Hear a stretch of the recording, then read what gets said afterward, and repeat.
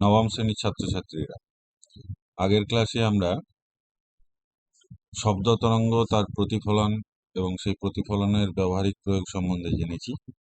এই ক্লাসে আমরা বিভিন্ন প্রকারের শব্দ, যেমন শ্রুতিগোচর শব্দ, শ্রবণেতর শব্দ, শ্রবণোত্তর শব্দ, এই সম্বন্ধে জানবো এবং এদের প্রয়োগ সম্বন্ধে জানবো, এবং শব্দের কিছু বৈশিষ্ট্য আছে, সেই বৈশিষ্ট্য সম্বন্ধে জানবো। প্রথমেই হচ্ছে যে শ্রুতিগোচর শব্দ। শ্রুতিগোচর শব্দ মানে যে শব্দ আমরা শুনতে পাই, অর্থাৎ সমস্ত কম্পনের ফলে যে তরঙ্গ উৎপন্ন হয় প্রত্যেকটাই কিন্তু আমাদের কানে,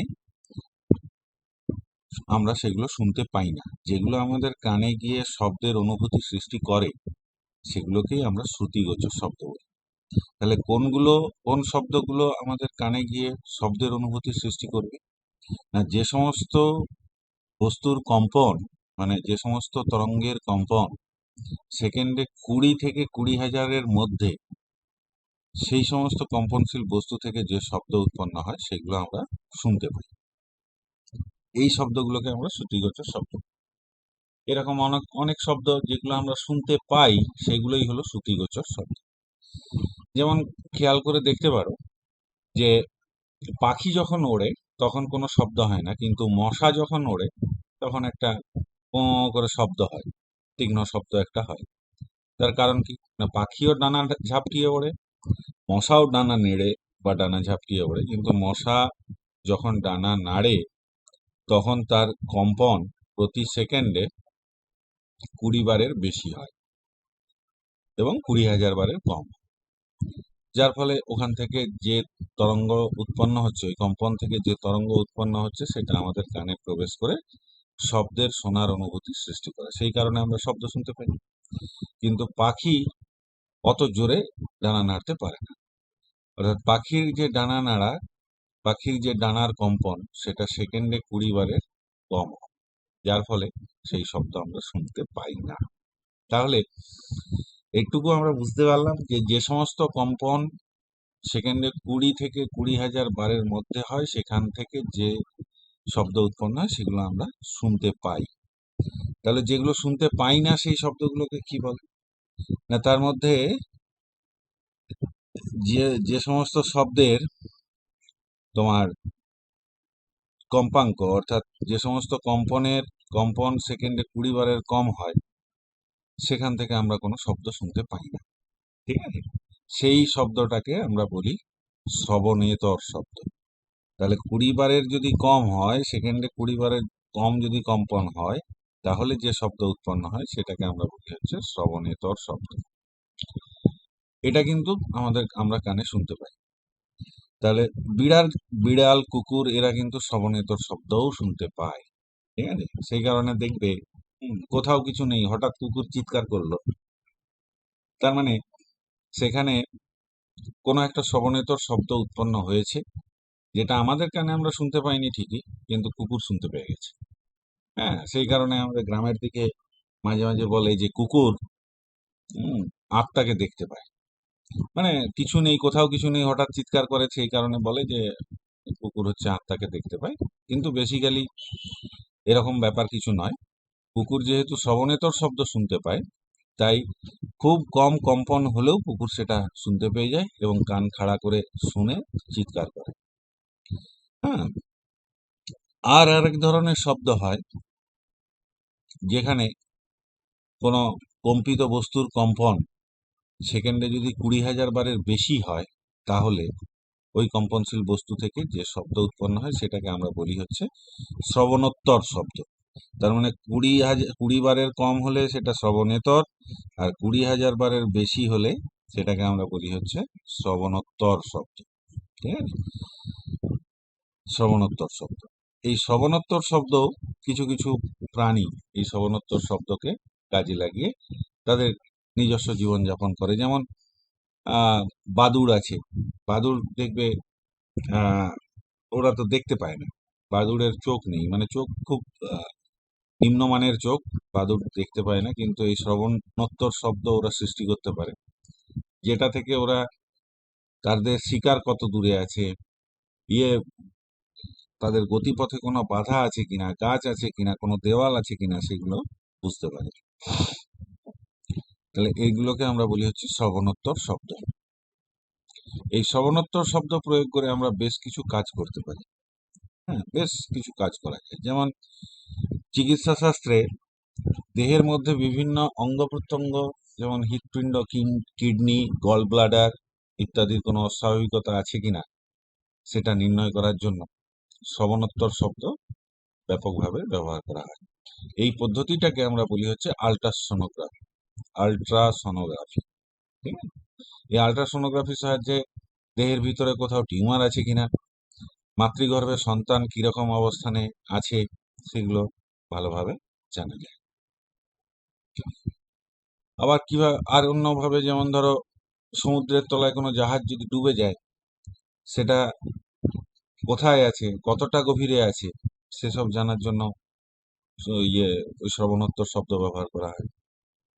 আচ্ছা, কোথাও মাছের ঝাঁক আছে কিনা, হুম, সমুদ্রের গভীর সমুদ্রে মাছের গতিবিধি পর্যবেক্ষণ করার জন্য সেখানেও শ্রবণোত্তর শব্দ ব্যবহার করা হয়।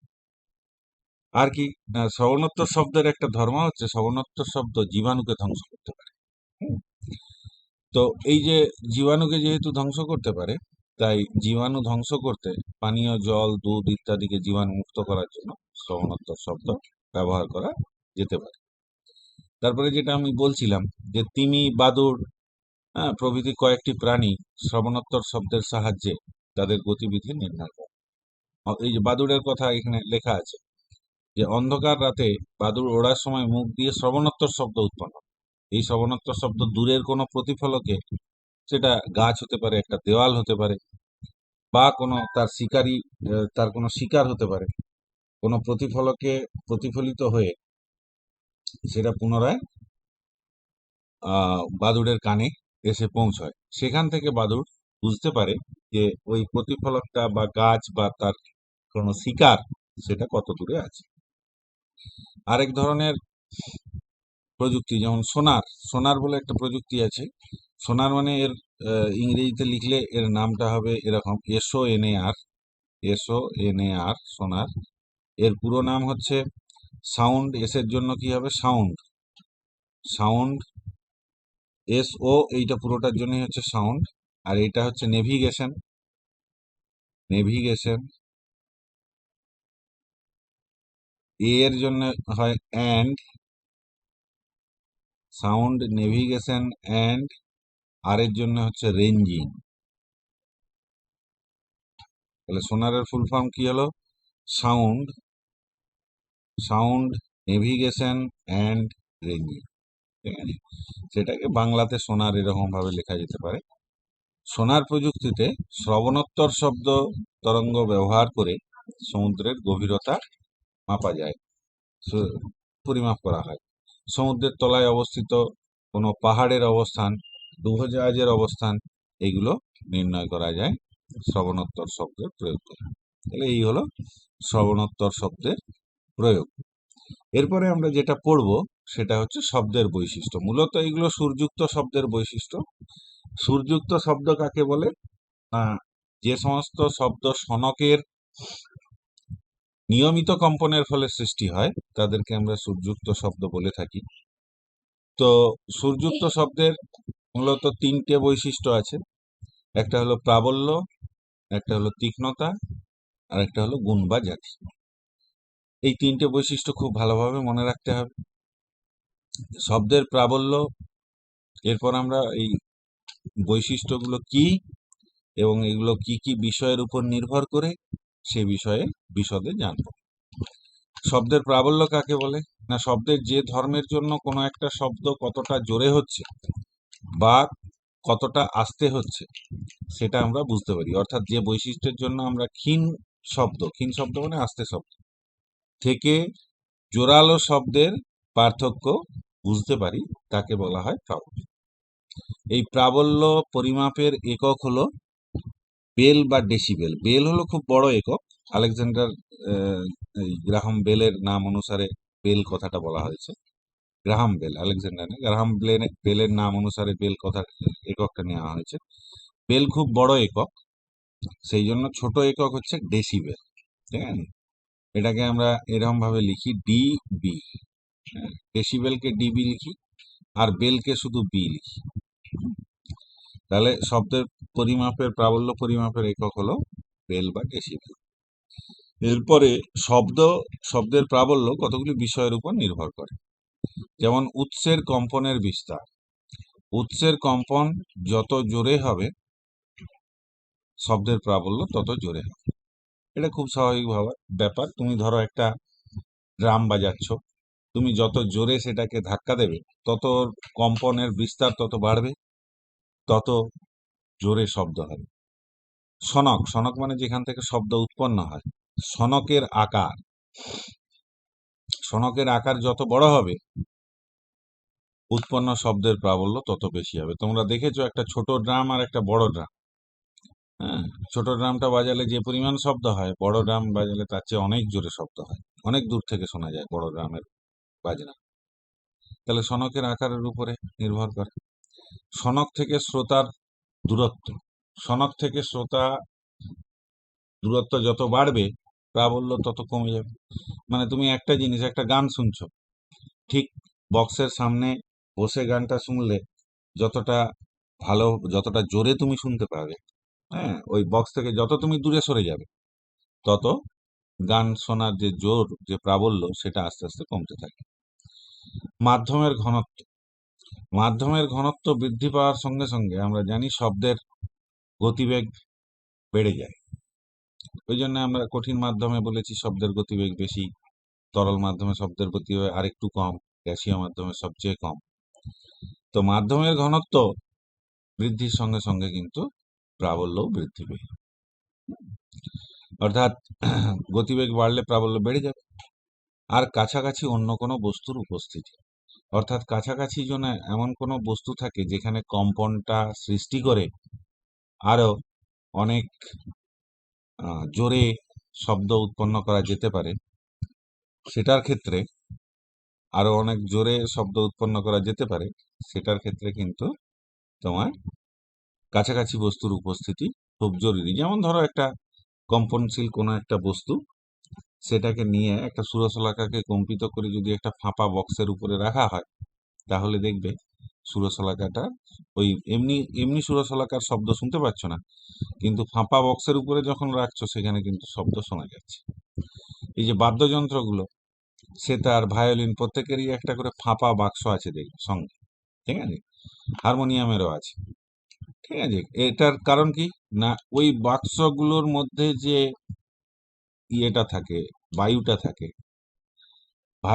ভায়োলিনের তারটা কম্পিত হলে যে তীক্ষ্ণ শব্দটা উৎপন্ন হয় সেটা কিন্তু আমাদের কান পর্যন্ত, মানে প্রাবল্যটা খুবই কম। তো ওই যে ফাঁপা বাক্সটা থাকে, ওইখানে বায়ু স্তম্ভের কম্পনের ফলে ওর যেহেতু ক্ষেত্রফল বেশি, সেহেতু অনেক বেশি পরিমাণে শব্দও উৎপন্ন করতে পারে। হ্যাঁ, মানে সনকের আকারটা অনেকটা বেড়ে গেল ওই জায়গাতে। ওই জন্য কাছাকাছি কোনো বস্তুর উপস্থিতিও অনেক সময় শব্দের প্রাবল্য বৃদ্ধি করতে কাজে লাগে। এরপর হচ্ছে তীক্ষ্ণতা। তীক্ষ্ণতা হলো শব্দের এমন একটা গুণ যেটার জন্য কোনো কোনো শব্দ কতটা চড়া বা কতটা খাদে আছে সেটা আমরা বুঝতে পারি। খাদ মানে কি, যেটা গম্ভীর শব্দ, আর চড়া সুর মানে কি, যেটা তীক্ষ্ণ শব্দ, ঠিক আছে? সেটা বোঝা যায়। সেই শব্দের সেই ধর্মটাকে আমরা বলি হচ্ছে তীক্ষ্ণতা। তীক্ষ্ণতা অবশ্যই সুরযুক্ত শব্দের একটা ধর্ম, প্রাবল্য বর্জিত শব্দের ধর্মও হতে পারে, কিন্তু তীক্ষ্ণতা অবশ্যই একটা সুরযুক্ত শব্দের ধর্ম। সুর বর্জিত শব্দের তীক্ষ্ণতা বলে কোনো ধর্ম হতেই পারে না। এখন তাহলে তীক্ষ্ণতা কাকে বলে বললে কি বলবো না, সুরযুক্ত শব্দের যে বৈশিষ্ট্যের জন্য একই প্রাবল্যের মোটা, গম্ভীর বা খাদের শব্দ থেকে সরু বা চড়া শব্দের পার্থক্য বোঝা যায়, তাকে শব্দের তীক্ষ্ণতা বলা হয়। এই তীক্ষ্ণতা পুরো কম্পাঙ্কের উপরেই নির্ভর করে। কম্পাঙ্ক যদি বাড়ে তাহলে তীক্ষ্ণতা বেড়ে যায়, কম্পাঙ্ক কমলে তীক্ষ্ণতা কমে। বাচ্চা বা মেয়েদের গলা পূর্ণবয়স্ক পুরুষের গলার তুলনায় অনেক তীক্ষ্ণ হয়। তার কারণ কি? তার কারণ হচ্ছে ওই যে আমি প্রথমের দিন বলেছিলাম যে স্বরতন্ত্রীর যে আমাদের গলায় যে স্বরতন্ত্রীগুলো থাকে, বাচ্চা বা মেয়েদের ক্ষেত্রে সেই স্বরতন্ত্রীর কম্পাঙ্ক অনেক বেশি, তাই ওদের গলার স্বর অনেক তীক্ষ্ণ। কিন্তু পুরুষের স্বরতন্ত্রীর কম্পাঙ্ক তুলনামূলকভাবে কম, তাই পুরুষের গলা অনেক গম্ভীর বা খাদে থাকে, অর্থাৎ তীক্ষ্ণতা কম। এরপর আরেকটি ধর্ম আছে যেটাকে বলে গুণ বা জাতি। গুণ বা জাতি কি না, সূর্যুক্ত শব্দের যে বৈশিষ্ট্যের জন্য আমরা একই রকম তীব্রতা ও সমান তীক্ষ্ণতার দুটি শব্দকে আলাদা করে বুঝতে পারি, তাকে শব্দের গুণ বা জাতি বলে। যেমন ধরো, তোমাকে চোখ বেঁধে দেওয়া হলো, দিয়ে হারমোনিয়ামে একই তীব্রতায় একই কম্পাঙ্কে ধরো সা বাজানো হচ্ছে, আর বাঁশিতেও সা বাজানো হচ্ছে, ঠিক আছে? তাহলে অর্থাৎ কম্পাঙ্ক একই, প্রাবল্য একই, দুটো রেখেই বাজানো হচ্ছে, কিন্তু তুমি চোখ বন্ধ করেই, মানে তোমার চোখ বেঁধে দেওয়া হয়েছে, সেটা করেই তুমি বুঝে যেতে পারবে যে কোন শব্দটা কোন যন্ত্র থেকে আসছে, কোনটা হারমোনিয়াম থেকে আসছে, কোনটা বাঁশি থেকে আসছে। তাহলে যে ধর্মের জন্য এটা করা যায় সেটাকে আমরা বলি হচ্ছে গুণ বা জাতি। অর্থাৎ আমাদের কানে কোনটা কতটা ভালো শুনতে লাগছে সেটার উপরে নির্ভর করে এই ধর্মটা। জাতি বা গুণ সাধারণত শব্দ তরঙ্গের তরঙ্গ রূপের উপর নির্ভর করে, শব্দ তরঙ্গের তরঙ্গ রূপের উপর নির্ভর করে। তরঙ্গ রূপ যত ভালো হয়, অর্থাৎ তরঙ্গ রূপ মানে কি, একটা শব্দ তরঙ্গের মধ্যে অনেকগুলো সুর থাকে, তাদের যেটা সবচেয়ে কম সেটাকে আমরা মূল সুর বলি, যার কম্পাঙ্ক সবচেয়ে কম সেটাকে মূল সুর বলি, আর বাকিগুলোকে বলি হচ্ছে উপসুর। এই উপসুরগুলো যদি মূল সুরের কম্পাঙ্কের দ্বিগুণ বা পূর্ণ গুণিতক হয়, অর্থাৎ 3 গুণ 4 গুণ হয়, তখন সেগুলোকে আমরা বলি হচ্ছে সমমেল। তাহলে এই সমমেল যত সংখ্যক শব্দের মধ্যে থাকবে, অর্থাৎ উপসুর যেগুলো মূল সুরের পূর্ণ গুণিতক, এই ধরনের উপসুর যত সুরের মধ্যে শব্দের মধ্যে থাকবে, তত সেখানে শব্দটা শুনতে আরো মধুর লাগবে, শ্রুতি মধুর লাগবে, অর্থাৎ তরঙ্গ রূপ তত ভালো হবে। এবং ভালো হলে কি হবে না, আমাদের শুনতে ভালো লাগবে, অর্থাৎ আমরা বলবো যে ওই শব্দটার গুণ বা জাতি অনেক ভালো। আজকে এই পর্যন্তই আমাদের থাকলো। এর পরে আমরা পরের দিন আমরা বাকি যে পাঠ আছে সেটা নিয়ে আলোচনা করব।